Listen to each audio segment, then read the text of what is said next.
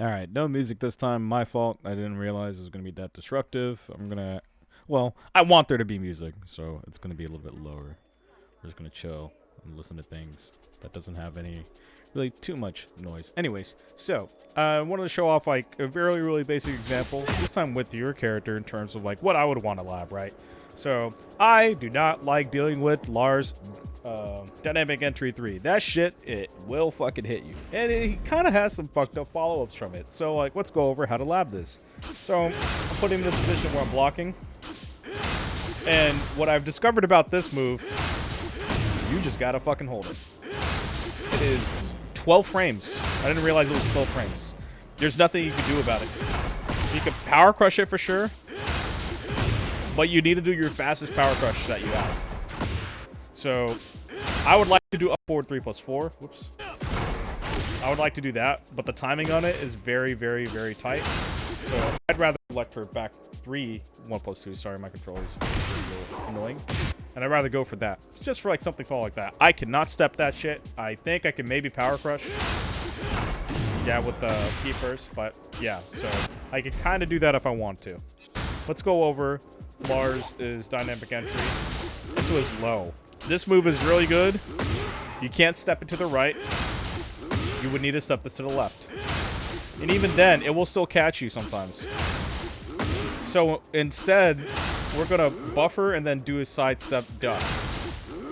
This is what it's showing me. I'm like, okay. I need to be cleaner about my sidestep. I can sidewalk it, but then I get this weird cameraman situation. But that might be the best way to do it anyways. Ideally speaking, I want to get the biggest, punish I could get. But it'll still clip me to the left sometimes. This move on the right, forget about it. Now, you can still low parry. You can, do a sidestep right into a low parry if you want to. Or a sidestep left into a low parry. Ideally, you would want to low parry this move. But if you could get behind him and kill him, that'd be nice. It's -12. So for me, while standing forward, or my crouch grab option. That will also count as a punish because he is forced into crouch. So these are valuable things and and understandings for me on how to deal with this matchup because this is a really annoying move. I want to know how to get my maximum punish on things like these, right? So this is just one situation and one scenario. We're gonna keep going on with Lars DEN 3 because there's a lot. We're gonna do Lars DEN 3 into the 3+4 option. You could kind of step this move. My character, I don't think can step it. If I step the first hit, I get hit by the second. Doesn't matter which way. This move looks like a move you would want to step to the right instead of the left. But, fret not. You could always just power crush. This is a lot of people's problem with this game. Wow. So I can't do a high power crush. Look, this is something for you. That's cool. That's really cool. That's just Tekken happening. So he comes back and he goes under the high. So I can't use this move, otherwise it will kill me. So you can get something sneaky, like doing that into a duck. If you did a duck afterwards and you get a wall standing launch, you'd probably have plenty of time to do that, which is awesome. So that shows me that when I'm dealing with this move, I either block it because it's neutral and block, or if I'm going to be power crushing, I need to use a better power crush. And that power crush is going to be my up forward 3+4. I can do muscle armor. Get probably a better punish, so I have 2 options out of the 3 that I have. Alright, cool little Tekken situation that just happened there. Pretty awesome. This is all just from labbing, dude. This is where this game becomes really, really fun. You get nerdy and, lost in the sauce with it. There's a lot of cool shit out there. Let's go off with situation number 4. Situation number 4 is Den into the power crush. This is a very fast power crush. It is 14 frames. That is a very fast power crush. You can't step it. At least my character cannot. There might be other characters out there who have things to deal with this. You can parry it because it's a 1+2. And King can parry 2s and 1+2s.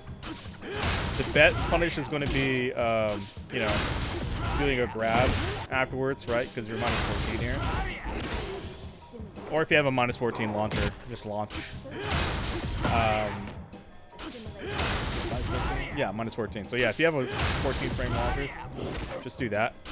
Trying to get Shining Wizard here is so hard. I only got it once after like trying 10 times.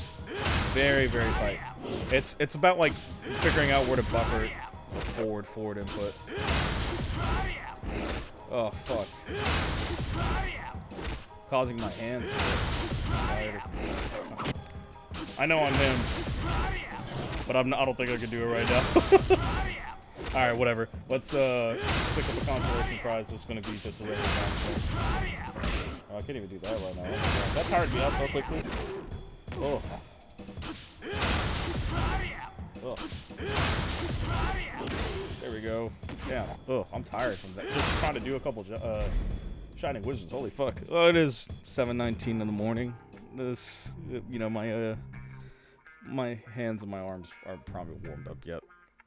But yeah, oh my god, that is something to practice. That's something I'm going to add into my regimen. Trying to Shining Wizard power crushes. It's very hard to do. At least minus 14. I don't know about 12. That's a whole nother. But things like that kind of add more purpose and I would say also execution factor to your play kit. The fact that I know that I can possibly do that makes me want to learn how to do it so much more. All right, let's go over the last punish for this move. Just a hop kick. You could technically sidewalk this all the way. You got to be careful about how you sidewalk it though. It's one of those things where you have to buffer.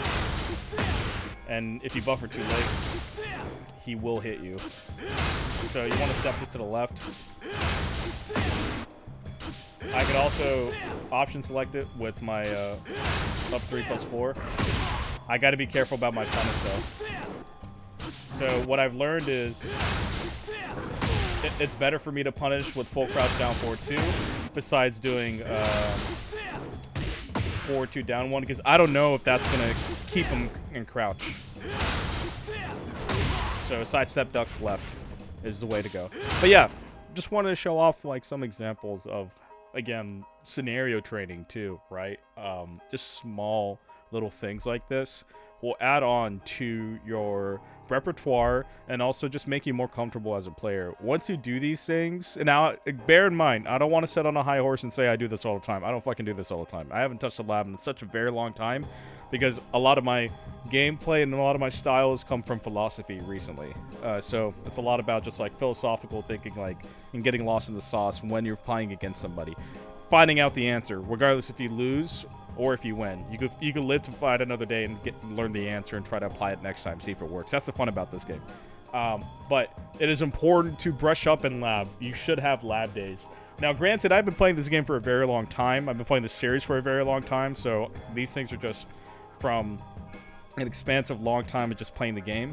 But small things like this, and man, guys, this system is such a good lab system. This is probably one of the best lab systems ever created. It's so nice. You could go in and you could do so much shit. You can even choose to switch it up and have it to where like they're going to attack you after a certain amount of what do you call it? Block after one hits, what they want to punish with, you know, things like that. Like that's really nice to have. So let's say I'm going to do because I keep getting hit by that actually, so let's do that. I'm gonna see how we can get away from 1-1-1. I get clipped by this move a lot, so I'm gonna do my down forward 1. Let's see. Tap him on. Where is punish? Standing approach block ball. Punishment setting.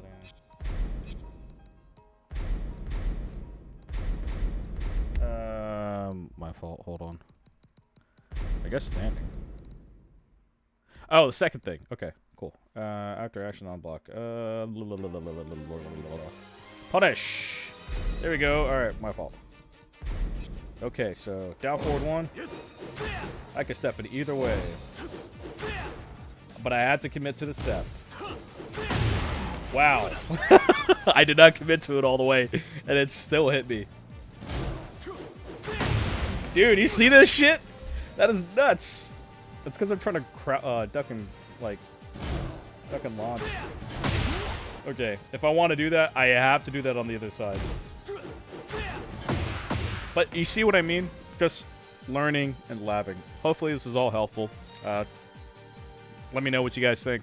I will try to do a better job of making this shorter. I like to yap a lot, so I apologize. But I feel like for things like this, it's kind of good to have those long sense of, long watch time. And it will give you a better idea of like how I view the game, how and how maybe try to see how to go forward viewing the game moving forward, like how to improve your play just by these small little additions. Don't go too hard. Find something, see what you're getting beat by, and then go forward from there. In fact, you could always just go to, the replay. And you know what? I'm going to stop here and I'm going to show off another